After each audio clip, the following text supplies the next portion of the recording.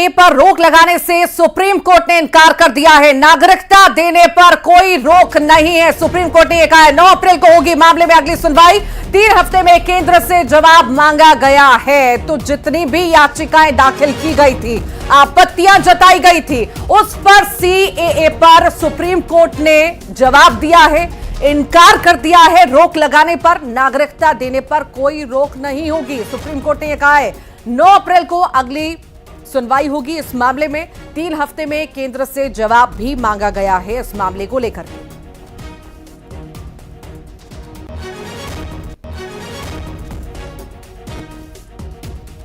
तो सीएए लागू हुआ, उसके बाद से ही कहीं पर खुशी, कहीं पर आपत्तियां, और इसी बीच कई सारी आपत्तियां, लोगों ने याचिकाएं दाखिल की और उसके बाद जो है सुप्रीम कोर्ट ने सुनवाई की। सुनवाई में यही कहा कि इस पर रोक नहीं लगाई जाएगी। साथ ही साथ 9 अप्रैल को अगली सुनवाई होगी। 3 हफ्ते के अंदर केंद्र से भी जवाब सुप्रीम कोर्ट के द्वारा मांगा गया है। तो नागरिकता देने पर कोई रोक नहीं होगी, ये बड़ी बात सुप्रीम कोर्ट के द्वारा कही गई है। आपने देखा सीएए लागू हुआ, उसके बाद से ही कई सारी अलग अलग तरह की प्रतिक्रियाएं भी हमने देखी, सुनी और आपत्तियां भी हमने देखी। कहीं पर जश्न, ये तस्वीर आप देख रहे हैं, यहां पर ढोल नगाड़ों पर कुछ लोग नाचते हुए नजर आए, तो कहीं पर कोई आपत्तियां भी जताता हुआ नजर आया। और इसी बीच सुप्रीम कोर्ट ने ये बड़ी बात कही है। ज्यादा जानकारी के लिए शंकर आनंद हमारे साथ जुड़ गए हैं। शंकर, सुप्रीम कोर्ट ने बड़ी बात कही है, सीएए पर रोक नहीं लगेगी।